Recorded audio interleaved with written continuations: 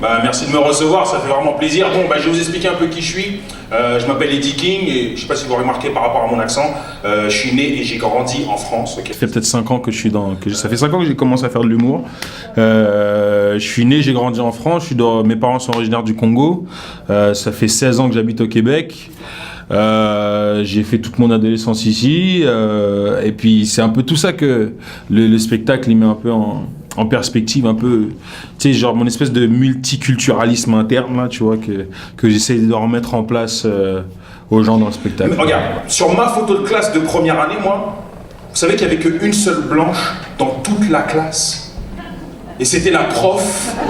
Bah, je raconte beaucoup mon histoire, c'est-à-dire comment j'ai grandi en France et surtout, en fait, je dépeins une France que les gens ne connaissent pas nécessairement ici au Québec, tu vois. C'est une France un peu différente. C'est moi, j'ai grandi en banlieue de Paris, puis dans ce qu'on appelle les cités. Genre, moi, je grandis dans une cité ma cité s'appelait les Grandes Bornes. C'est dans une petite ville qui s'appelle Goussainville, genre au nord de Paris, proche de Roissy-Charles de Gaulle.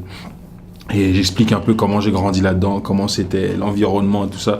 Et par la suite, j'explique aussi ma relation avec mon pays d'origine que je connaissais pas avant d'y aller là pour la première fois. Et le choc culturel que j'ai eu. Puis je parle aussi de comment est-ce que je suis arrivé ici. Mais tu sais, c'est bizarre, 16 ans que j'habite au Québec et cet accent-là, j'arrive pas à m'en débarrasser, je te jure. C'est comme une tache de vent. J'ai beau me frotter sur des Québécoises, ça part pas. C'est quelque chose d'énorme dans la vie d'un humoriste, tu vois. Donc c'est mon premier one-man show, c'est mon petit chouchou. Puis ça m'a fait un peu rentrer dans la cour des grands, tu comprends ce que je veux dire, avec tous les vétérans qui sont là. Et en plus de ça, d'avoir eu la nomination aux Olivier cette année pour auteur, c'est encore plus...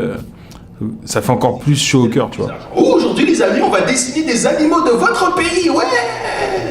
Et nous on n'avait aucune idée de quoi elle parlait, tu vois. C'est vrai parce qu'on était peut-être noirs, mais on est tous nés en France, tu comprends. Alors on a dessiné des pigeons, des écureuils, je veux dire. Les gros challenges dans l'écriture du spectacle, c'était de faire en sorte que même à travers un voyage de quelque part que tu connais pas, que tu vois c'est quoi ces petits trucs que on a tous vécu en tant qu'être humain, tu vois ce que je veux dire. Parce que moi ce qui rajoute du flavor, c'est que je te mets cette histoire-là à la sauce banlieue française, après ça je te mets la sauce africaine dedans, après ça je te mets la sauce tu vois, c'est plus ça qui va faire un peu, qui fait que c'est pas comme ce que les autres vont raconter. Et comment elle m'a fait remarquer que je suis noir, cette prof là, c'est encore avec ses exercices. Elle est venue nous voir, elle nous a fait aujourd'hui les amis, on va dessiner un portrait de votre famille, ouais. Fait que moi je dessine mon portrait tranquillement, tu vois. Elle vient me voir, elle me dit oh c'est intéressant mais t'as fait une erreur, t'as dessiné ta mère blanche. J'ai fait, et alors, j'ai dessiné mon père mauve, on s'en fout, tu sais. Je dessine mes parents de la couleur que je veux, tu comprends.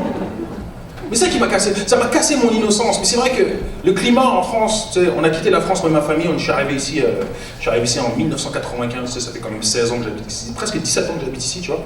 Et parce que le climat en France, c'était différent, tu vois. Parce que Hollande, ouais, il est passé, et puis on est content que la gauche soit passée, parce que là, ça fait un petit moment qu'ils étaient plus là. Depuis Mitterrand, il n'y avait plus la gauche, tu comprends. Mais